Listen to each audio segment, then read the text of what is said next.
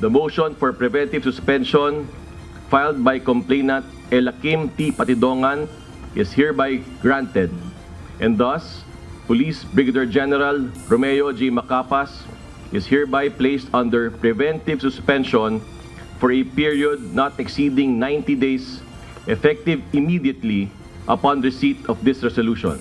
Tinatigan ng National Police Commission o NAPOLCOM ang hiling ni Elakim Patidongan, kapatid ng whistleblower na si Julie Patidongan alias Totoy, na isailalim sa preventive suspension si dating Criminal Investigation and Detection Group o CIDG Director Romeo Macapas.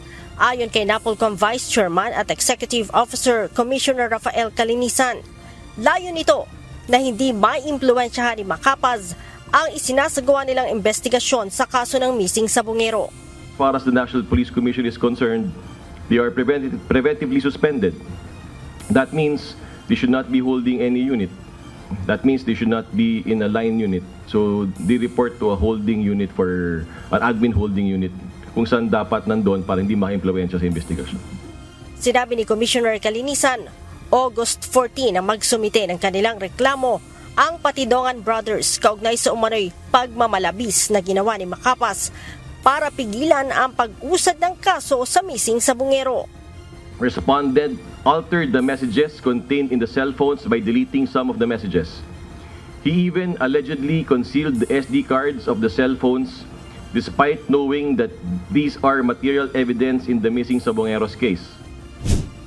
Nakasaad din aniya sa affidavit ng mga Patidongan na tinangka pa umano ni Brigadier General Macapas na idawit sila bilang mastermind sa pagkawala ng 34 na mga sabungero. August 22, nang maghain ng kasong grave misconduct at conduct unbecoming of a police officer, ang Inspection, Monitoring, and Investigation Service ng NAPOLCOM laban kay Macapas sa Legal Affairs Service. That the charge is serious or grave and the evidence of guilt is strong, or there is evidence to show that the respondent exerting efforts to harass, intimidate, coerce, or unduly influence the complainant or his/her witnesses into withdrawing the complaint or retracting the sworn statement against the respondent or to tamper with the evidence. Si Brigadier General Macapas, sinabing sasagutin na lamang niya sa NAPOLCOM ang ipinataw na preventive suspension.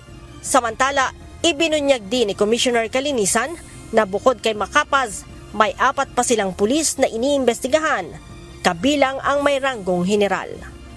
Leia Ilagan, UNTV, News and Rescue. Diyos ang aming sandigan, serbisyo publiko ang aming pinahahalagahan.